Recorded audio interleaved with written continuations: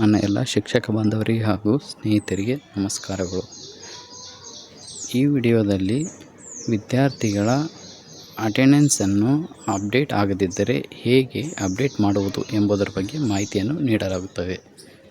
ಮೊಟ್ಟ ಮೊದಲಿಗೆ ನಿಮ್ಮ ಮೊಬೈಲ್ ಅಥವಾ ಲ್ಯಾಪ್ಟಾಪ್ನ ಯಾವುದಾದರೂ ಒಂದು ಬ್ರೌಸರನ್ನು ಓಪನ್ ಮಾಡಿಕೊಳ್ಳಿ. ಅದರಲ್ಲಿ ನಿಮ್ಮ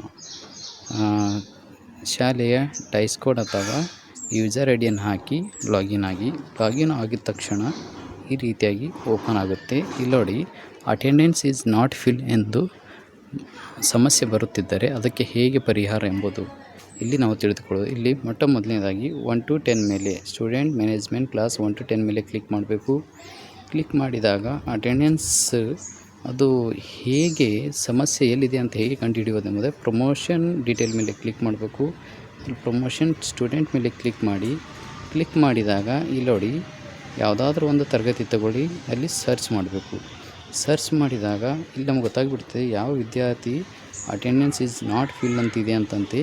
ಇಲ್ಲಿ ಆ ವಿದ್ಯಾರ್ಥಿ ಹೆಸರು ತಿಳ್ಕೊಂಡ ತಕ್ಷಣ ಮತ್ತೆ ನಾವು ರಿಪೀಟಾಗಿ 1 to 10 ಮೇಲೆ ಬರಬೇಕು. ಈ ರೀತಿಯ ಪೇಜ್ ಓಪನ್ ಆದ ತಕ್ಷಣ ಇಲ್ಲಿ ಅಟೆಂಡೆನ್ಸ್ ಡೀಟೇಲ್ ಮೇಲೆ ಕ್ಲಿಕ್ ಮಾಡಬೇಕು. ಈ ಅಟೆಂಡೆನ್ಸ್ ಡೀಟೇಲ್ ಮೇಲೆ ಕ್ಲಿಕ್ ಮಾಡಿದಾಗ ಇಲ್ಲಿ ಅಟೆಂಡೆನ್ಸ್ ಎಂಟ್ರಿ ಫಾರ್ಮ್ ಅಂತಿದೆ ಫಸ್ಟಿಗೆ. ಅದರ ಕೆಳಗಡೆ ಅಪ್ಡೇಟ್ ಸ್ಟೂಡೆಂಟ್ ಅಟೆಂಡೆನ್ಸ್ ಅಂತಿದೆ, ಅದರ ಮೇಲೆ ಕ್ಲಿಕ್ ಮಾಡಬೇಕು. ಕ್ಲಿಕ್ ಮಾಡಿದಾಗ ಈ ರೀತಿಯಾಗಿ ಪೇಜ್ ಓಪನ್ ಆಗುತ್ತದೆ. ಇಲ್ಲಿ ನೋಡಿ, ನಾವು ಯಾವುದು ತರಗತಿ ಇತ್ತದು 3ನೇ ತರಗತಿ ಇತ್ತು, ಅಲ್ಲಿ ಕ್ಲಾಸ್ ಹಾಕಬೇಕು. 3rd ಸ್ಟ್ಯಾಂಡರ್ಡ್ ಹಾಕಿದ್ದೀವಿ.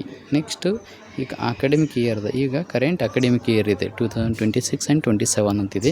ನಮಗೂ ಲಾಸ್ಟ್ ಇಯರ್ದು ಬೇಕು ಅಂತಂದರೆ 2025-26 ಬೇಕು. ಇಲ್ಲಿ ಕ್ಲಿಕ್ ಮಾಡಿದಾಗ ಇಯರ್ ಓಪನ್ ಆಗುತ್ತೆ. ಇಲ್ಲಿ ನೋಡಿ, ಇದು ಕ್ಲಿಕ್ ಮಾಡ್ಕೊಳ್ಬೇಕು. ಆಗ ನೆಕ್ಸ್ಟ್ ಇಲ್ಲಿ ಸೆಕ್ಷನ್ ಇದೆ, ಆಲ್ ಅಥವಾ ಎ ಇದ್ದರೆ ಎ, ಬಿ ಇದ್ದರೆ ಬಿ ನಾವು ಆ್ಯಡ್ ಮಾಡ್ಕೊಳ್ಬೇಕು. ಇಲ್ಲಿ ಸರ್ಚ್ ಮೇಲೆ ಕ್ಲಿಕ್ ಮಾಡಬೇಕು. ಸರ್ಚ್ ಮೇಲೆ ಕ್ಲಿಕ್ ಮಾಡಿದಾಗ ಇಲ್ಲಿ 10 ತಿಂಗಳ ಅಟೆಂಡೆನ್ಸ್ ಬಂದಿರುತ್ತೆ. ಇಲ್ಲಿ ನೋಡಿ, ಅದು ವಿದ್ಯಾರ್ಥಿಗಳದ್ದು ಯಾವ ರೀತಿ ಅಪ್ಡೇಟ್ ಮಾಡಬೇಕಂದ್ರೆ ಇಲ್ಲಿ ಡಿಲೀಟ್ ಮತ್ತು ಅಪ್ಡೇಟ್ ಅಂತಿದೆ. ಅಪ್ಡೇಟ್ ಮೇಲೆ ಕ್ಲಿಕ್ ಮಾಡಬೇಕು. ಕ್ಲಿಕ್ ಮಾಡಿದಾಗ do you want to update ಅಂತ ಬರುತ್ತೆ. ಇಲ್ಲಿ ಬಂದ ತಕ್ಷಣ ಇಲ್ಲಿ ಓಕೆ ಅಂತ ಕ್ಲಿಕ್ ಮಾಡಬೇಕು. ಓಕೆ ಅಂತ ಕ್ಲಿಕ್ ಮಾಡಿದಾಗ ಯಾವ ವಿದ್ಯಾರ್ಥಿ ಇತ್ತು ಅದು ಶಿವಾನಿ ಅಂತ ವಿದ್ಯಾರ್ಥಿ ಇತ್ತು. ನೋಡಿ ಇಲ್ಲಿ ಕಾಣ್ತಾ ಇದೆ. ಇಲ್ಲಿ ಆಲ್ರೆಡಿ ನಾವು ಫಿಲ್ ಮಾಡಿದ್ದೀವಿ. ಇವಾಗ ನೋಡಿ ಅಷ್ಟೇ ಇದೆ ಅಂತ ಕರೆಕ್ಟಾಗಿತ್ತು ಅಂದರೆ ಓಕೆ ಅಂತ ಮಾಡಿ ಸಬ್ಮಿಟ್ ಮೇಲೆ ಕ್ಲಿಕ್ ಮಾಡಬೇಕು.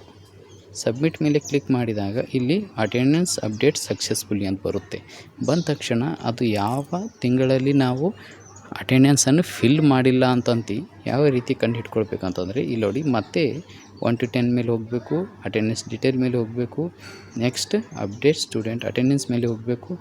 ಇವಾಗ ಮತ್ತೆ ತರಗತಿ ಯಾವುದು 3ನೇ ತರಗತಿ ಅಕಾಡೆಮಿಕ್ ಇಯರ್ 25-26 ಮತ್ತೆ ಸರ್ಚ್ ಮೇಲೆ ಹೋಗಬೇಕು.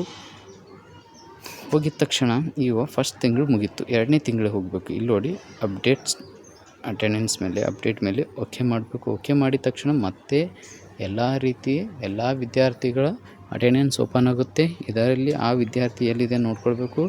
ಇಲ್ಲ ಐತೆ ನೋಡಿ, 11ನೇ ಸೀರಿಯಲ್ ನಂಬರ್ ಶಿವಾನಿ. ಇಲ್ಲಿ ನೋಡಿ ಮತ್ತು ಇಲ್ಲೂ ಇದೆ ಕರೆಕ್ಟಾಗಿ ಇತ್ತು ಅಂತಂದ್ರೆ ಏನು ಮಾಡಬೇಕು ಅಂತಂದ್ರೆ ಈ ರೀತಿ ಮತ್ತೆ ಸಬ್ಮಿಟ್ ಕೊಡಬೇಕು. ಸಬ್ಮಿಟ್ ಕೊಟ್ಟ ಮೇಲೆ ಈ ರೀತಿಯಾಗಿ ಬಂದ ತಕ್ಷಣ ಇಲ್ಲಿ ನೋಡಿ ಅಟೆಂಡೆನ್ಸ್ ಅಪ್ಡೇಟ್ ಸಕ್ಸಸ್ಫುಲಿ ಅಂತ ಬರುತ್ತೆ. ಇಲ್ಲಿ ಬಂದ ತಕ್ಷಣ ನೆಕ್ಸ್ಟ್ ಮುಂದೇನು ಮಾಡಬೇಕು ಅಂತಂದರೆ ಇದೇ ರೀತಿಯಾಗಿ ಎಲ್ಲ ವಿದ್ಯಾರ್ಥಿಗಳು 10 ತಿಂಗಳನ್ನು ಚೆಕ್ ಮಾಡಬೇಕು. ಚೆಕ್ ಮಾಡಿದಾಗ ಎಲ್ಲಿ 0 ಇದ್ದಿರುತ್ತಾ, ಎಲ್ಲಿ ಅಪ್ಡೇಟ್ ಆಗಿರಲ್ಲ, ವಿದ್ಯಾರ್ಥಿಗಳ ಅಟೆಂಡೆನ್ಸ್ ನಾವು ಎಲ್ಲಿ ಹಾಕಿರಲ್ಲ ಆ ತಿಂಗಳಲ್ಲಿ ಹಾಕಿ ಅಪ್ಡೇಟ್ ಮಾಡಬೇಕು. ಅಪ್ಡೇಟ್ ಮಾಡಿದಾಗ ಅಲ್ಲಿ ಸಬ್ಮಿಟ್ ಕೊಟ್ಟಿದ ತಕ್ಷಣ ಏನಾಗುತ್ತೆ ಅಂತಂದ್ರೆ ನೆಕ್ಸ್ಟ್ 24 ಗಂಟೆಗಳ ಆದ ನಂತರ, ಒಂದು ದಿವಸ ಆದ ನಂತರ ಆಟೋಮೆಟಿಕ್ಕಾಗಿ ಎಲ್ಲ ವಿದ್ಯಾರ್ಥಿಗಳ ಅಟೆಂಡೆನ್ಸ್ ಅಪ್ಡೇಟ್ ಆಗುತ್ತೆ. ಅಪ್ಡೇಟ್ ನೆಕ್ಸ್ಟ್ ಡೇಯಲ್ಲಿ ಅದು ಪ್ರಾಬ್ಲಮ್ ಕ್ಲಿಯರ್ ಆಗುತ್ತೆ. ಇಲ್ಲಿ ನೋಡಿ, ಹಾಗೆ ಮತ್ತೆ ನಾವೇನು ಮಾಡಬೇಕು, ಅಷ್ಟೆಲ್ಲ ಮುಗಿದ ತಕ್ಷಣ ನಮ್ಮ ಡ್ಯಾಶ್ ಬೋರ್ಡಿಗೆ ಹೋಗಿಸಿ ನೋಡ್ಕೊಳ್ಬೇಕು. ಇಲ್ಲಿ ನೋಡಿ, ನಮ್ಮ ಡ್ಯಾಶ್ ಬೋರ್ಡ್ ಈ ರೀತಿಯಾಗಿ ಬರುತ್ತೆ. ಈ ವಿಡಿಯೋವನ್ನು ವೀಕ್ಷಿಸೋದಕ್ಕಾಗಿ ತಮ್ಮೆಲ್ಲರಿಗೆ ಧನ್ಯವಾದಗಳು. ನಮ್ಮ ಈ ಚಾನಲ್ಗೆ ಸಬ್ಸ್ಕ್ರೈಬ್ ಮಾಡಿ ಹಾಗೆ ಲೈಕನ್ನು ಮಾಡಿ. ಧನ್ಯವಾದಗಳು.